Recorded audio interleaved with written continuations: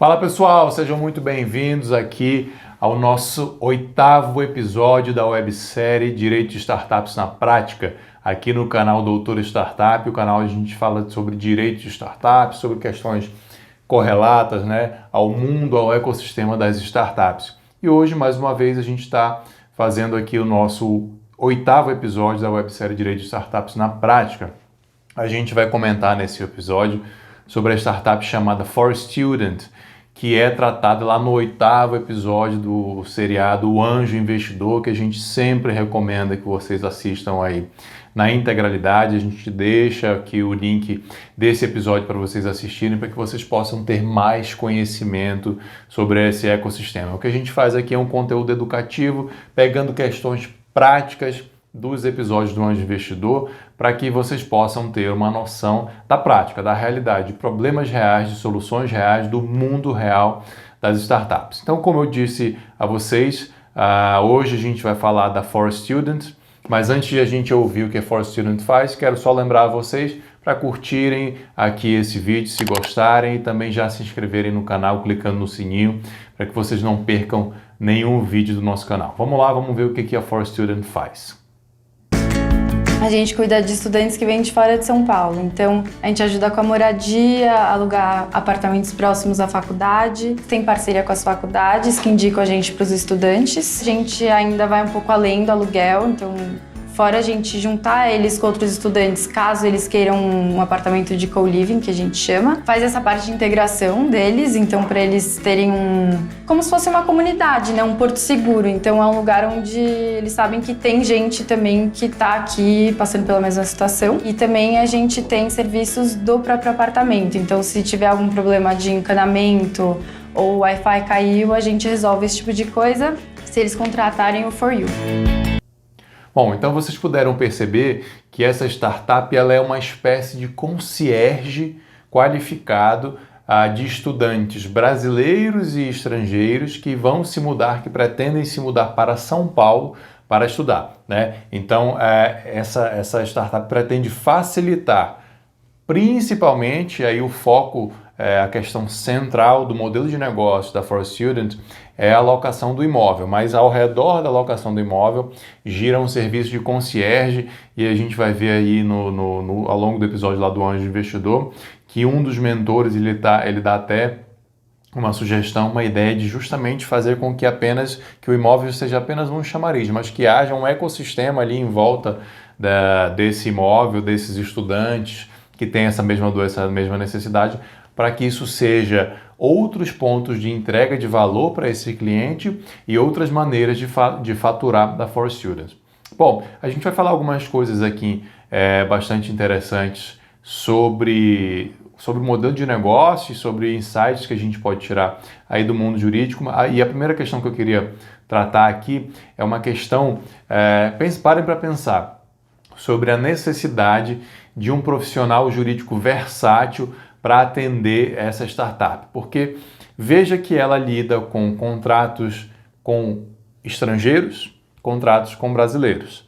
Aí ela vai lidar com contratos de aluguel, ela tem que lidar com imobiliárias, ela tem que lidar com proprietários de imóvel, ela tem que lidar com contratos de parceria com essas empresas parceiras que ela faz a intermediação do serviço, Ela tem uma responsabilidade muito grande, afinal de contas ela está lidando com estudantes que estão saindo da sua cidade, saindo do seu país para chegar em um outro país, às vezes chega ali de madrugada, tem que saber se a chave está certa, se tem o que eles prometeram que ia estar, se o apartamento está direitinho.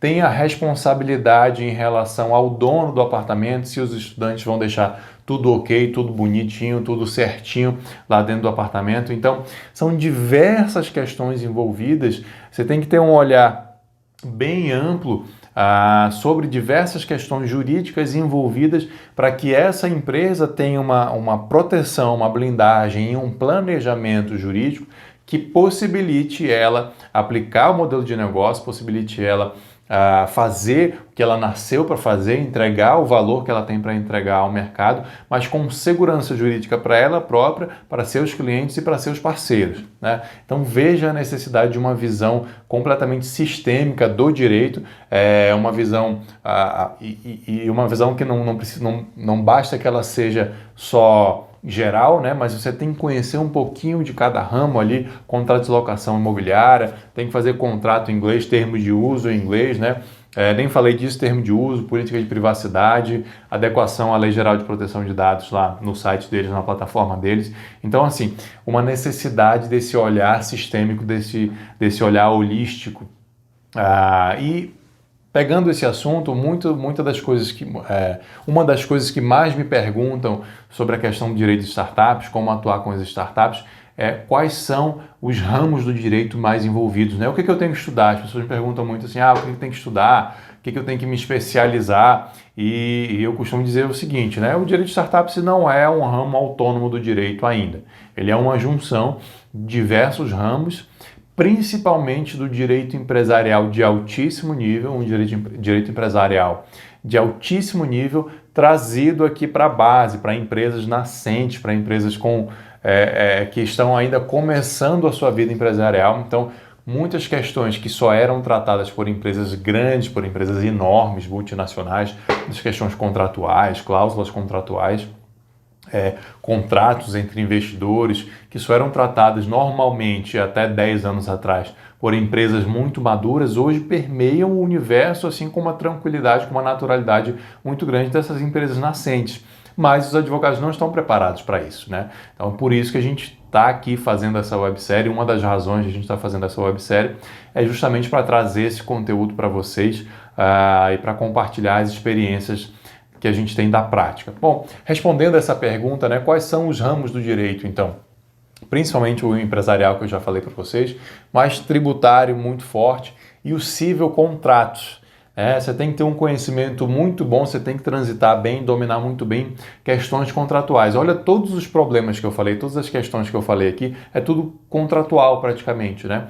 Então, você tem que ter uma base sólida, muito forte, contratual, e aí agregar o imobiliário, lei de locação, política de privacidade, termos de uso, contrato de parceria empresarial, né? Mas com uma base muito sólida de contratos. Então, o que eu costumo dizer é isso: empresarial, o tributário e civil contratos. Aí pode entrar um pouco de trabalhista também, né? A questão do direito digital como um todo. Eu já acho que nem existe direito digital, acho que todo direito está virando digital, porque nós vivemos no mundo digital. Mas enfim, essa é a principal questão sobre essa ótica jurídica que eu queria apontar para vocês. O profissional do direito de startups, ele tem que ter um conhecimento muito profundo, mas ele não pode deixar de ter uma visão sistêmica de negócios e do direito em si para que ele possa atuar com essas empresas. Legal? Um outro assunto muito importante tratado aqui e que já vem se repetindo nesses episódios lá do Anjo Investidor é a questão de valuation. Se você não viu os episódios 6 e 7 da nossa série, recomendo que você veja ao final desse episódio aqui. A gente tem tratado sobre valuation no episódio 6, no episódio 7, e vai conversar um pouco sobre uma questão específica de valuation aqui nesse episódio 8 também. Por quê? Porque foi tratado nesse episódio. No episódio 6, a gente falou sobre diversas metodologias de valuation. A gente falou sobre a questão do fluxo de caixa descontado, a questão dos múltiplos de mercado e a questão do patrimônio líquido, do ativo da sociedade, como técnicas de valuation. Bom, aqui a For Students utilizou uma dessas técnicas de valuation que não é muito utilizada principalmente para empresas iniciantes, e eles são uma startup lá no começo, ainda tem poucos clientes, já tem um faturamento, mas ainda tem poucos clientes, não estão sequer tracionados ainda. E um dos fundadores da For Student utilizou-se da técnica do múltiplo. Ele pegou o faturamento dele e multiplicou por 10. Segundo ele fez uma análise de empresas semelhantes no mercado e viu que o valuation delas equivaleria a 10 vezes o seu faturamento. Então ele aplicou esse mesmo múltiplo de 10 para o seu faturamento próprio, chegou a uma valuation da empresa dele de 2 milhões de reais. Significa dizer que a empresa dele estava faturando 200 mil por ano, ele multiplicou por 10 para chegar a uma valuation de 2 milhões de reais. A gente fez um valuation de 2 milhões, a gente procurou ver como as startups em geral estavam sendo avaliadas e também como do nosso setor elas estavam sendo avaliadas. A gente usou o múltiplo de receita para poder calcular o valuation, o múltiplo é 10, o pessoal está usando em 16. Em cima de qual receita? Da nossa receita dos apartamentos, da receita bruta. E a gente calculou em cima disso e chegou nos 2 milhões. Esse foi o valuation apresentado. E aí, como eu falei para vocês lá no episódio 6, expliquei um pouco melhor essa questão das técnicas e comento mais também no episódio 7, é muito difícil fazer valuation certo para startups. Não se tem ainda um arcabouço de informações, um track record, um histórico de informações que possibilite a utilização dessas técnicas de valuation que o mercado utiliza para empresas tradicionais. Empresas que já têm aí 5, 8, 10, 15, 20 anos de mercado, fica muito mais fácil, muito mais acurado, muito mais objetivo utilizar essas técnicas. Uma empresa que tem 1 ano, 2 anos de faturamento, como que você vai pegar isso e transformar num múltiplo, num fluxo de caixa descontado? Muito complicado. E não à toa, como eu vinha falando isso para vocês, o João Kepler não aceitou esse valuation. Na verdade, ele diminuiu pela metade, ele diminuiu em 50%. Vocês vejam que é uma diferença absurda, uma diferença brutal, né? Os fundadores achavam que a empresa deles valia 2 milhões, o João Kepler avaliou em 1 milhão, e no final das contas, ainda sem querer dar spoiler, mas eles aceitaram esse valuation do João Kepler. Então, para vocês verem como é uma questão muito delicada essa questão de valuation nessas fases iniciais, do ciclo de vida das startups. Principalmente essa metodologia de múltiplo. Né? Mas aí, só para ilustrar, só para exemplificar o que eu vinha falando para vocês desde os outros episódios, que o valuation é muito importante sim entender o funcionamento do valuation, mas para startups é um pouco delicado, é apenas uma das métricas, né? E é por isso que o mercado fez aqueles ciclos, aquelas rodadas de tipos de investimento com tamanho de cheque com valuation correspondente. Então tem mais ou menos ali um padrão para que os investidores e os fundadores de startups possam se situar e possam entender os valores envolvidos nessas transações, legal? Mas uma outra coisa muito interessante nesse episódio aqui, que a gente vai aproveitar para tratar um pouco mais, é o que o João Kepler fala na hora de fazer o investimento. Ele fala assim, olha, o valuation de vocês está um pouco fora e tal, mas eu quero investir, eu tenho uma proposta, e essa proposta, na verdade, vai envolver muito mais o caráter anjo, o caráter de conexões, o caráter de conhecimento que eu vou passar para vocês do que o dinheiro em si. Então vocês veem que essa questão que o João Kepler está falando é o que se chama no mercado de smart money. O que é o smart money? A tradução literal, claro, né? O dinheiro inteligente, digamos assim. Mas o que isso quer dizer? O smart money é uma expressão utilizada para designar ou para explicar ou para se referir ao valor agregado que um investidor entrega além do cheque, além do dinheiro em si. O que esse investidor vai entregar para a minha startup? O que vale a pena eu ter? Por que vale a pena eu ter o João Kepler como investidor da minha startup ou qualquer outro investidor? Porque cheque, dinheiro é fungível, né? O dinheiro é dinheiro. 100 mil reais do Bill Gates é os mesmos 100 mil reais do meu vizinho. São 100 mil reais, são 150 mil reais, são 200 mil reais. Se for só um cheque.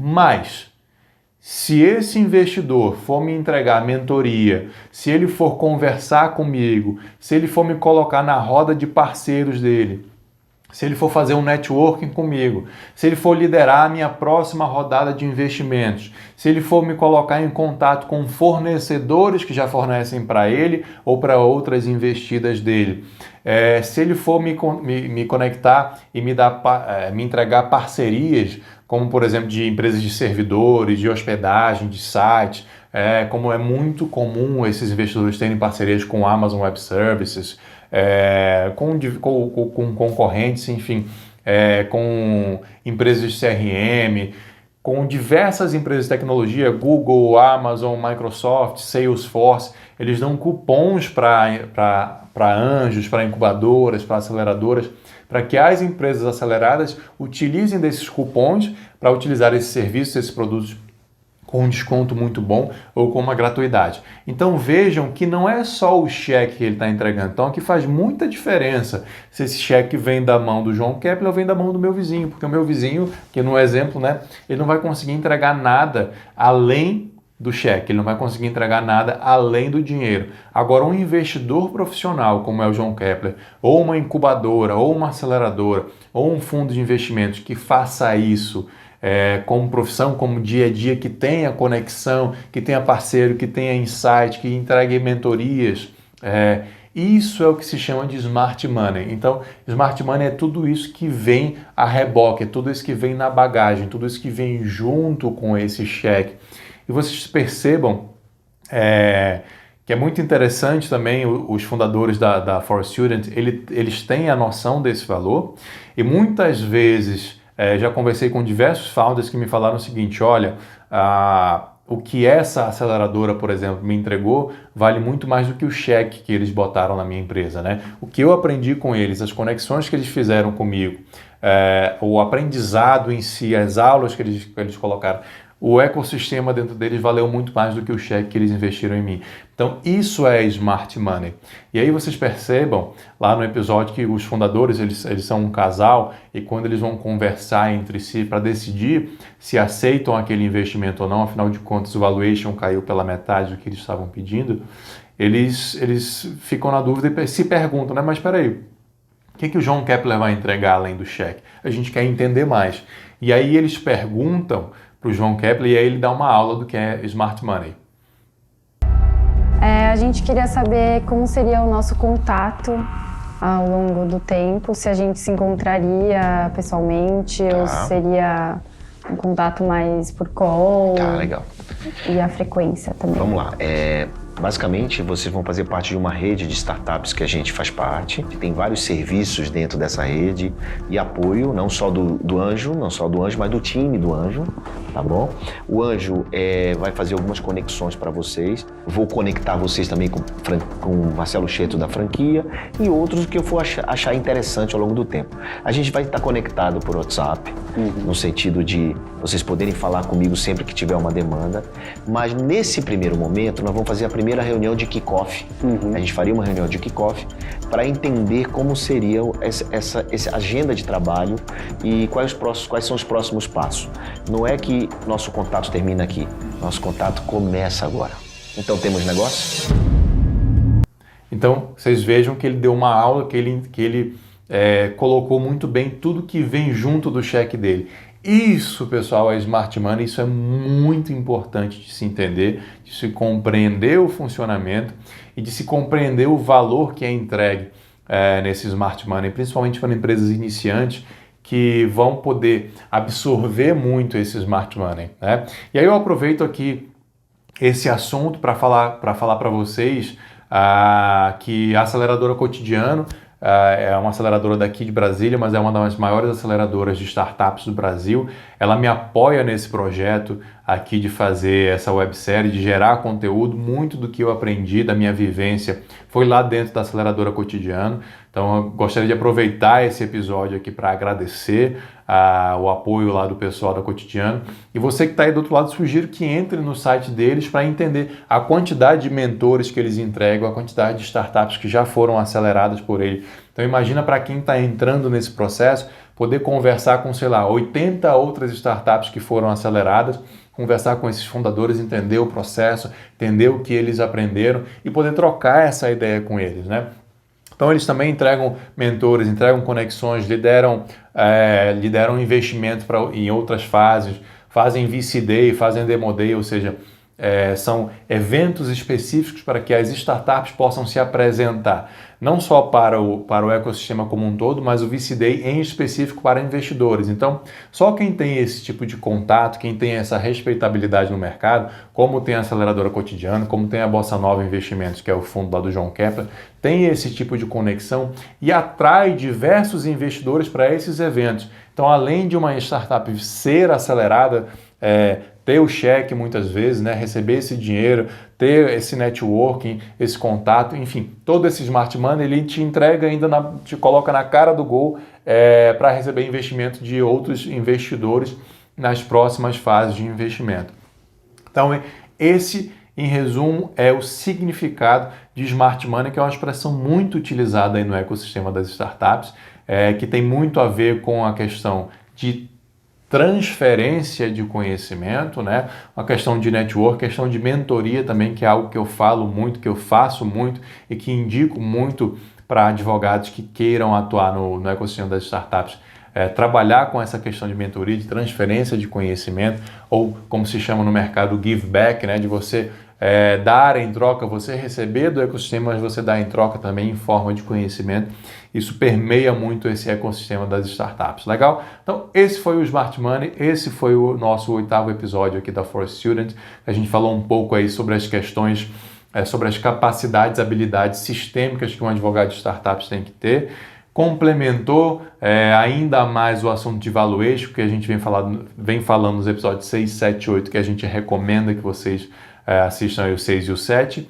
E aí finalizamos explicando a vocês o que é o Smart Money. Legal, pessoal? Toda quarta-feira, 20 horas, nós temos aqui novo episódio da websérie Direito de Startups na Prática. E toda segunda-feira nós temos live às 20 horas também aqui no canal. Não deixe de se inscrever, de curtir e de clicar no sininho para que você não perca nenhum conteúdo do nosso canal. Tá bom? Um grande abraço a todos, fiquem com Deus e até a próxima. Tchau, tchau.